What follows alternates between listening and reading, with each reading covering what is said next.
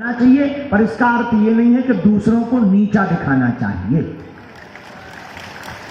तो हमें दूसरों को नीचा नहीं दिखाना। एक हमारे बहुत ही प्रिय मित्र हैं, वो अच्छी बात बोलते थे। वो कहते थे, महाराज हमें अपनी बात तो रखनी है पर दूसरों की बात काटनी नहीं। हम अपनी प्लेट में 20 बिस्कुट रख देंगे, जिसको जौन सी प्रिय हो वो स्वीकार कर ले। लोग हमसे पूछते हैं कि आप विदेश क्यों जाते हैं? हमारा विदेश जाने का एक ही औचित्य है, हम अपनी सनातन धर्म की महानता को उनके सामने रखेंगे, न किसी को बड़ा बताएंगे न छोटा बताएंगे। ये तय है, जब वो अपने सनातन के बारे में जानेंगे तो वो भी ताली बजाएंगे और मुस्कुराएंगे, क्योंकि हम वैज्ञानिक हैं। सनातन विज्ञान से भरा है। रामचरितमानस के प्रारंभ में गोस्वामी तुलसीदास जी कहते हैं, वंदे विशुद्ध विज्ञानौ कपीश्वर कवीश्वरौ। रामायण में प्रारंभ में ही तुलसीदास जी कहते हैं, हनुमान जी जैसा विशुद्ध विज्ञानी कोई नहीं है। इसलिए हमने जो अभी हम और 4-5 लोग गए थे, तो हमने एक पुस्तक लिखी हनुमान जी के चरित्र के ऊपर। उसमें एक चैप्टर लिखा multi talented Hanuman. Hanuman ji multi talented है। पहला टैलेंट क्या है? अंतरिक्ष प्रथम यात्री हनुमान जी। अंतरिक्ष में सबसे पहले हनुमान जी ही गए। युग सहस्त्र योजन पर लील्यो ताहि। बताओ, हनुमान जी अंतरिक्ष यात्री भय के नहीं भय?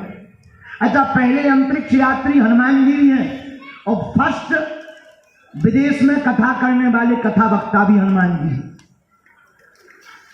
लंका गए, लंका में जानकी माता के ऊपर पेड़ के ऊपर बैठकर कथा सुनाई, और पहली बार इमिग्रेशन में फंसने वाले भी हनुमान जी हैं।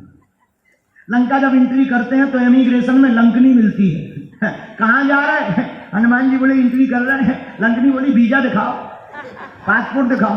हनुमान जी बोले वीजा ही हो तो हम ऐसे आते, हम बिना वीजा वाले हैं, कोई पासपोर्ट वासपोर्ट नहीं। लंकनी बोली तो फिर प्रवेश नहीं कर सकते हो, इमिग्रेशन का ये नियम है कि कोई भी बिना वीजा पासपोर्ट के प्रवेश नहीं कर सकता।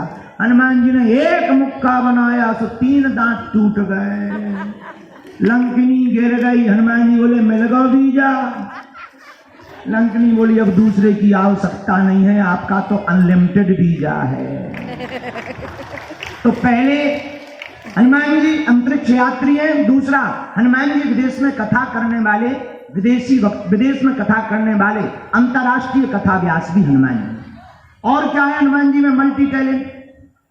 हनुमान जी में तीसरा मल्टी टैलेंट बड़ा अद्भुत है और वो सीखने योग्य है। हनुमान जी में तीसरा मल्टी टैलेंट यह है कि जब वो लंका जाते हैं तो पहले विचार करते हैं, फिर कार्य करते हैं।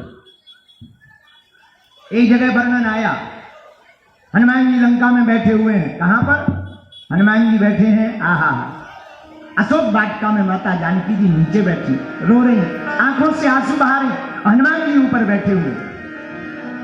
कपि मन कीन विचार दीन मुद्रिका डारी, तब जन्म सो के अंगार। आहा, जैसे ही मुद्रिका को डाला तो पहले हनुमान जी ने विचार किया। क्या विचार किया? जानकी माता बैठी हैं, अगर हम डायरेक्ट जाएंगे तो कहीं बंदर देख करके चौंक ना जाए।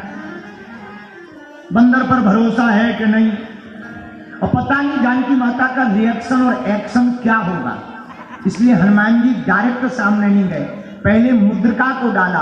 पर मुद्रिका के पहले हनुमान जी ने एक काम किया, पहले विचार किया फिर कार्य किया। यही हनुमान जी का मल्टी टैलेंट है। हम लोगों को सीखना चाहिए, पहले काम के लिए विचार करना चाहिए, फिर कार्य को करना चाहिए। इसलिए आशीष जी, धर्म का एक लाइन में अगर हम बताएं अर्थ, तो धर्म वही है जिससे तुम्हें प्रसन्नता मिले और दूसरों को कष्ट ना पहुंचे। एक लाइन में यह। दूसरा प्रश्न बड़ा प्यारा किया, होगा कोई पूर्व जन्मी चेला? हे गुरु जी, शिष्य के कर्तव्य बताओ। चेले, शिष्य के तो कर्तव्य ही कर्तव्य है, फिर भी तुम पूछ रहे तो हम बताएं दे रहे। शिष्य का पहला कर्तव्य यह है कि अपने गुरुदेव की प्रसन्नता में प्रसन्न रहे। और ये केवल शिष्य का कर्तव्य नहीं, पुत्र का भी है।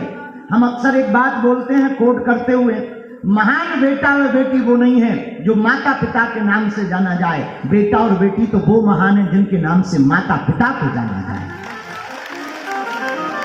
इसलिए कल ही हम किसी को बता रहे थे, हमें याद नहीं है, कोई